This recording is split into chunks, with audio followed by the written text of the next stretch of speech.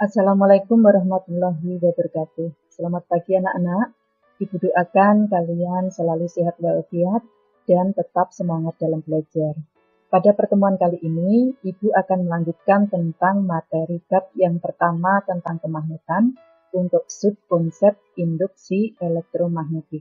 Apa itu induksi elektromagnetik dan apa manfaat kemagnetan dalam produk teknologi?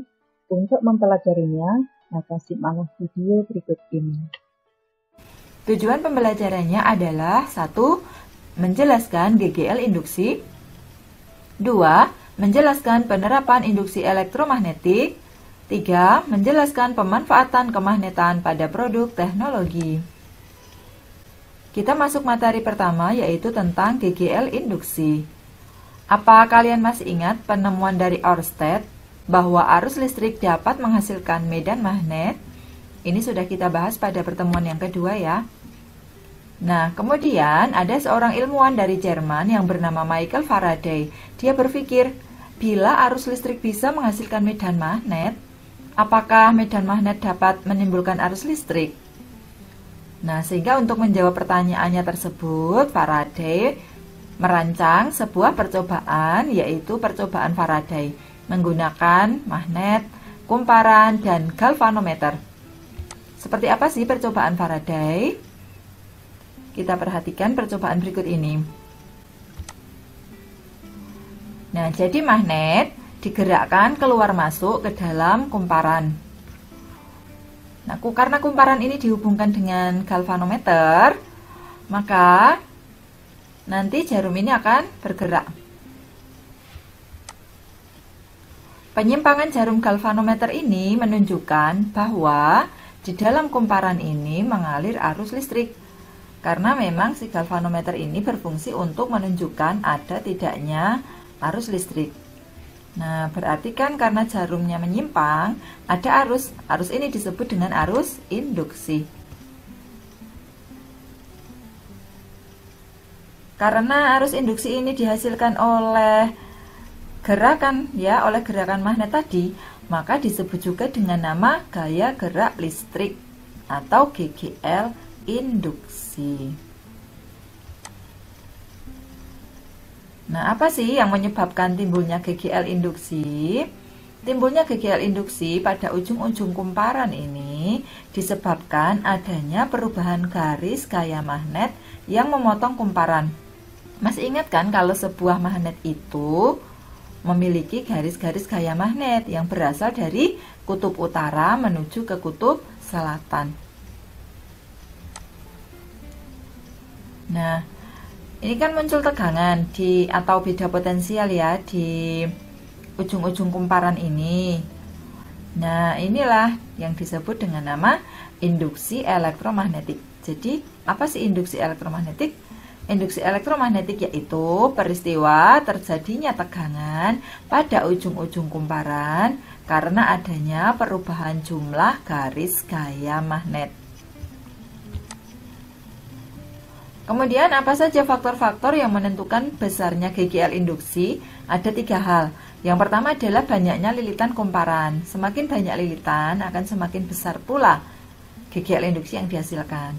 Yang kedua adalah kecepatan pergerakan magnet. Ketika magnetnya bergerak, maka semakin cepat pergerakannya akan semakin cepat pula, akan semakin besar pula GGL induksinya. Kemudian yang ketiga adalah kekuatan magnet yang digunakan. Nah, kita masuk materi kedua, yaitu penerapan induksi elektromagnetik pada beberapa alat. Nah, kali ini pada generator dulu ya. Kita bahas generator dulu. Generator merupakan alat yang bisa membangkitkan GGL yang besar. Nah, alat ini mengubah dari energi gerak menjadi energi listrik. Generator ini dimanfaatkan ya untuk membangkitkan tenaga listrik PLN. Bagaimana sih prinsip kerjanya? Generator terdiri dari beberapa bagian dulu ya. Kita mengenal bagiannya dulu. Di sini ada kumparan, kemudian ini magnet tetap, ini sikat-sikat, dan ini cincin. Sikat-sikat ini cincin. Nah, prinsip kerjanya, kumparan ini berputar di dalam medan magnet. sehingga nanti akan menghasilkan GGL induksi.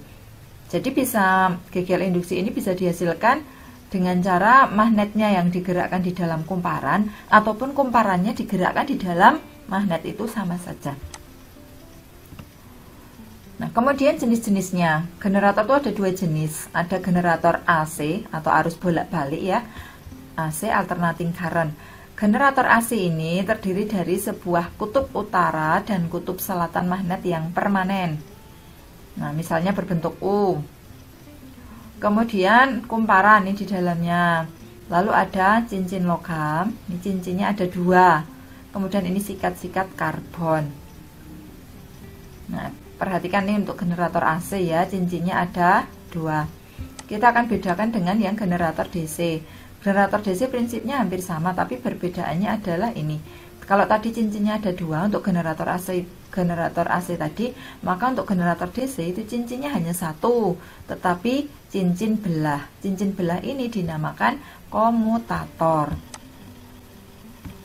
Oke, kita lanjut penerapan induksi elektromagnetik pada dinamo. Dinamo ini sebenarnya hampir sama saja dengan generator, tetapi dinamo ini membangkitkan energi listrik yang kecil. Pada dinamo, magnet yang berputar di dalam kumparan. Misalnya pada dinamo sepeda. Poros dinamo dihubungkan dengan roda sepeda ya. Ini ya. Dihubungkan dengan roda sepeda sehingga ketika rodanya berputar, porosnya ikut berputar dan ini akan memutar magnet yang ada di dalam kumparan ini sehingga akan terjadi GGL induksi. Nah, GGL induksi yang muncul pada dinamo ini digunakan untuk menyalakan lampu. Semakin cepat roda berputar akan semakin terang pula nyala lampunya. Lanjutnya adalah penerapan induksi elektromagnetik pada transformator atau trafo. Apa sih transformator? Transformator atau trafo merupakan alat untuk menaikkan atau menurunkan tegangan listrik bolak-balik. Jadi, harus ada syaratnya tegangan listriknya bolak-balik atau AC, alternating current. Gimana sih cara kerja trafo? Trafo memiliki dua kumparan, ada kumparan primer dan ada kumparan sekunder. Kemudian ada juga di sini ada inti besi lunak di dalam kumparan itu. Prinsip kerjanya pertama adalah arus bolak-balik masuk ke kumparan primer ya. Dan ini akan membuat adanya perubahan medan magnet di kumparan primer. Nah, perubahan medan magnet tadi diteruskan oleh inti besi lunak ke kumparan sekunder.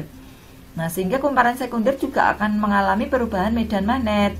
Perubahan medan magnet pada kumparan sekunder akan menghasilkan GGL induksi. Jenis-jenis trafo ada dua jenis. Yang pertama adalah trafo step up. Dari kata-katanya step up, up itu kan naik ya. Berarti trafo step up adalah trafo yang digunakan untuk menaikkan tegangan listrik bolak-balik. Jangan lupa ya. Ciri-cirinya, yang pertama adalah NP lebih kecil dari NS. Jumlah lilitan primer, nih jumlah lilitan primer lebih sedikit daripada jumlah lilitan sekunder. Ini nampak perbedaannya ya. Kemudian yang kedua, VP lebih kecil dari VS. Artinya, tegangan primer lebih kecil daripada tegangan sekunder. Nah, untuk yang primer biasanya diberi dengan tanda seperti ini. Seperti cacing ya anak-anak, ini menandakan bahwa dia adalah bagian primer. Kemudian ciri-ciri yang ketiga adalah IP lebih besar dari IS. Kuat arus primer lebih besar daripada kuat arus sekunder. Ya, untuk NP lebih kecil, VP juga lebih kecil, tapi IP lebih besar. Ingat-ingat ya, untuk I atau kuat arus itu yang berbeda sendiri. Berikutnya adalah yang B, trafo step down. Down itu turun, berarti trafo step down merupakan trafo yang digunakan untuk menurunkan tegangan listrik bolak-balik. Ciri-cirinya, yang pertama, NP lebih besar dari NS. Jumlah lilitan primer lebih banyak daripada jumlah lilitan sekunder. Ciri yang kedua, VP lebih besar dari VS. Tegangan primer lebih besar daripada tegangan sekunder. Yang ketiga, IP lebih kecil dari IS. Kuat arus primer lebih kecil daripada kuat arus sekunder. Ya, jadi mengingatnya kalau dia step down, itu kan pertamanya lilitan primernya ini menurunkan jumlahnya ya, ini banyak. Sekundernya sedikit kan menurun. Tegangannya juga demikian, tegangan primer akan lebih besar daripada sekunder. Kuat arusnya itu lebih kecil untuk yang primer ya, primer lebih kecil dari sekunder. Pokoknya untuk yang kuat arus itu yang berbeda sendiri dari dua di atasnya ini. Nah, dari ciri-ciri tadi kita bisa menyusun persamaan matematis untuk transformator. Pada transformator, jumlah lilitan sebanding dengan tegangan. NP per NS sama dengan VP per VS. Masih ingat ya tadi NP jumlah lilitan primer, NS jumlah lilitan sekunder, VP tegangan primer, VS tegangan sekunder. Persamaan kedua, pada transformator jumlah lilitan akan berbanding terbalik dengan kuat arus. NP per NS sama dengan IS per IP. Sehingga kalau pakai kuat arus ya, maka ini N-nya P, I-nya S. Gini. Ini berbanding terbalik. Kemudian kalau kita hubungkan tegangan dengan kuat arusnya, tegangan pada trafo juga berbanding terbalik dengan kuat arusnya. VP per VS, IS per IP. Sehingga kalau kita bahas kuat arusnya atau I-nya, itu yang di atas yang S. Dari persamaan tersebut bisa ditulis hubungan antara jumlah lilitan N, tegangan V, dan kuat arus I sebagai berikut. NP per NS sama dengan VP per VS sama dengan IS per IP. Ya, P di atas, VP, P-nya juga di atas, tapi kalau I yang di atas adalah S. Kita lanjutkan efisiensi transformator. Efisiensi transformator merupakan perbandingan energi yang keluar dari transformator dengan energi yang masuk pada transformator. Efisiensi sama dengan WS per WP kali 100%. Nah, kita karena membahas energi, kita juga bisa menggunakan daya. Efisiensi sama dengan daya simbolnya P ya. PS per PP kali 100%. Masih ingat daya itu daya tegangan kali kuat arus, atau P adalah V kali I, sehingga efisiensi sama dengan VS kali IS bagi VP kali IP kali 100%. Penjelasannya adalah, ini simbol efisiensi, WS energi sekunder, WP energi primer, PS daya sekunder, PP daya primer. Untuk VS tahu ya, tegangan sekunder, VP tegangan primer, IS kuat arus sekunder, IP kuat arus primer. Ini saya beri contoh soal satu saja, saya ambil dari buku siswa halaman 36. Sebuah transformator memiliki 1500 lilitan primer dan 300 lilitan sekunder. Bila tegangan sekunder transformator tersebut 3 volt dan arus primernya 4 mA, berapakah tegangan primer dan arus sekundernya? Pertama kita tulis dulu diketahui. Yang diketahui jumlah lilitan ini NP sama dengan 1500 lilitan, NS 300 lilitan. Tegangan sekunder berarti VS 3 volt dan arus primer simbolnya adalah IP sama dengan 4 mA. Yang ditanyakan tegangan primer simbolnya VP, arus sekunder IS. Kita jawab yang pertama menentukan VP. Kita gunakan NP per NS sama dengan VP per VS. Kemudian kita masukkan nilai-nilai yang sudah diketahui. NP ada ya ini 1500 dibagi NS, NS ini 300 sama dengan VP. Belum ada, kita tulis saja VP per VS. Diketahui ada yaitu 3. Kemudian kita sederhanakan, tinggal 15 kali 3 ini yang kita coret nolnya saja ya, maksudnya ya 02 di atas dengan 02 yang di bawah ini, sehingga tinggal 15 kali 3 sama dengan VP kali 3. Maka VS, maaf ini VP bukan VS ya, maka VP sama dengan 45 per 3, 15 volt, atau langsung dicoret aja 3 dengan 3 ini. Menjadi VP nya adalah 15. Ini maksudnya adalah VP ya, mohon maaf. Lalu yang B adalah menentukan IS. NP per NS sama dengan IS per IP. NP 1500, NS 300, IS-nya belum diketahui, per IP-nya 4. Sama kayak tadi, disederhanakan. 15 kali 4 perkalian silang ya, sama dengan IS kali 3. Maka IS 60 bagi 3, 20 mA. Kita lanjutkan kemagnetan dalam produk teknologi. Sesuai dengan buku siswa, kita akan membahas 3 jenis teknologi yang memanfaatkan kemagnetan. Yang pertama adalah teknologi MRI, Magnetic Resonance Imaging. MRI menggunakan prinsip kemagnetan untuk mencitrakan atau menggambarkan kondisi kesehatan organ dalam manusia tanpa melalui pembedahan. Nah, orang yang akan dicek kesehatannya dimasukkan dalam alat MRI ini. Berbaring di sini ya. Kemudian akan masuk ke sana. Masuk ke alat MRI ini. Medan magnet pada MRI, jadi ini isinya medan magnet nih ya, disusun oleh magnet-magnet di dalamnya.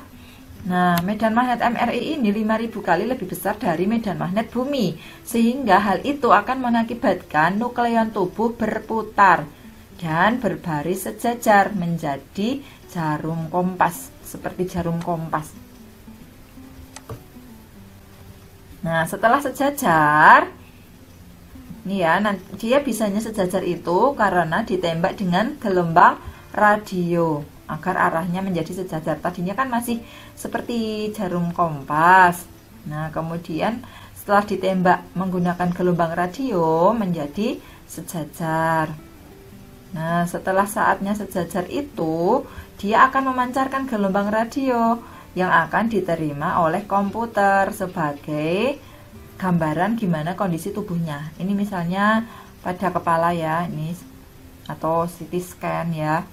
Nah, ini yang bisa membacanya adalah tenaga ahli, yaitu dokter. Kalau kamu ingin belajar lebih lanjut tentang ini, nanti jadi dokter. Berikutnya adalah pemanfaatan pada kereta maglev, magnetic levitation, atau pengangkatan magnetik. Maglev ini merupakan sistem transportasi kereta api yang menggunakan 2 set magnet untuk menggerakkan gerbong kereta. 1 set untuk mengangkat keretanya ke atas, dan 1 set lainnya adalah untuk mendorong keretanya ke depan dengan kecepatan yang tinggi.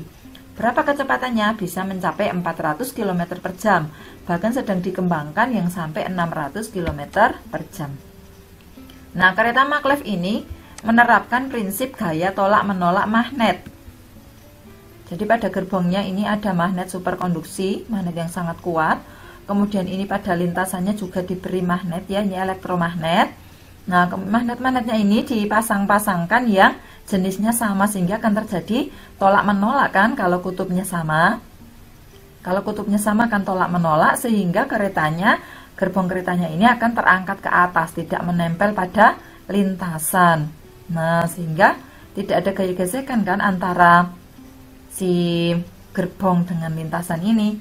Kemudian setelah terangkat akan didorong dengan kekuatan ini electrical power source ini ya, ini juga kekuatan magnet, induksi elektromagnetik untuk mendorong si kereta tadi dengan kecepatan yang sangat tinggi. Oke. Lanjutnya adalah pemanfaatan magnet dalam pembangkit listrik tenaga nuklir atau PLTN. Mungkin kamu sering mendengar tentang PLTN. Pada PLTN ini, energi yang digunakan kan berasal dari reaksi inti atom. Bisa reaksi fisi, pembelahan ya, atau juga reaksi fusi atau penggabungan. Dan ini terjadi dalam reaktor nuklir. Sebagaimana kita ketahui bahwa reaksi nuklir itu akan bisa menghasilkan partikel yang berbahaya bagi kesehatan bila itu sampai menyebar ke lingkungan. Nah, untuk mencegah menyebarnya partikel berbahaya tadi, akan digunakan botol-botol magnet besar ini. Nah, botol-botol magnet ini memiliki medan magnet yang sangat besar sehingga akan menarik partikel bermuatan tadi agar tetap berada di dalam reaktor, tidak sampai keluar dari reaktor. Ya, itu tadi beberapa pemanfaatan magnet dalam produk teknologi.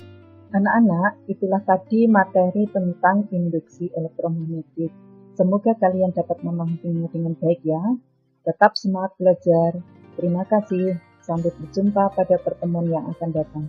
Wassalamualaikum warahmatullahi wabarakatuh.